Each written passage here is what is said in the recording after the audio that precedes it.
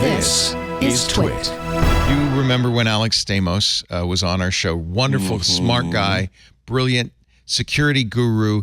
And at the time, he was the director of the Stanford Internet Observatory, which he founded and done really important, valuable work pinpointing disinformation and attempts to sway our elections by foreign countries like Russia. It was a very important effort. Well, Stamos left a couple of weeks ago to get a job in private enterprise, actually in November.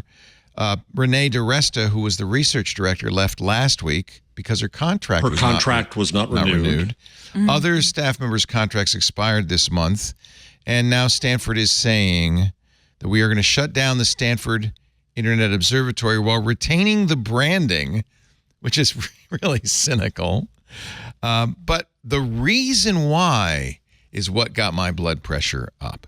This is from Casey Newton and Zoe Schiffer writing in their excellent Platformer newsletter. The shutdown comes amid a sustained and increasingly successful campaign among Republicans to discredit research institutions and discourage academics from investigating political speech and influence campaigns.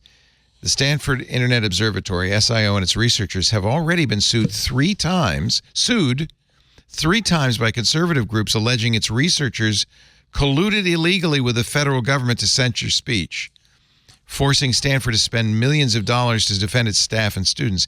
And Stanford might have been willing to do that, but it got worse. In parallel, Republican House Judiciary Chairman Jim Jordan and his Orwellian Subcommittee on the Weaponization of the Federal Government have subpoenaed documents at Stanford and other universities and then selectively leaked fragments of them to friendly conservative outlets, misrepresented their contents in public statements, and in an actual weaponization of government, Jordan's committee has included students, both undergraduate and graduates, in its subpoena requests, publishing their names and putting them at risk of threats or worse, endangering those kids. And Stanford, even if they could withstand the lawsuits, I think probably rightly said this is too risky. But they're talk about shutting down speech. But they're not the only ones. Harvard did the same thing. Harvard has done the same thing in a couple ways. And then we had a story last week in the New York Times that the movie about The Apprentice can't find an American distributor because they're scared of Trump. The chill is working, and he's not even in office.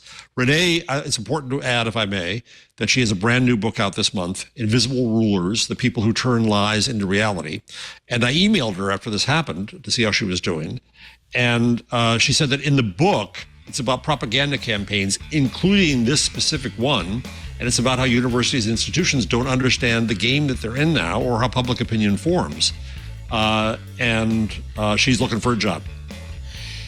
Hey, it's Leo Laporte. I hope you enjoyed this little snippet from our show This Week in Google. For the full show, you can either go to our website, twit.tv/twig, or find Twig in your favorite podcast client. And, of course, there's links right below, somewhere down there, for more information.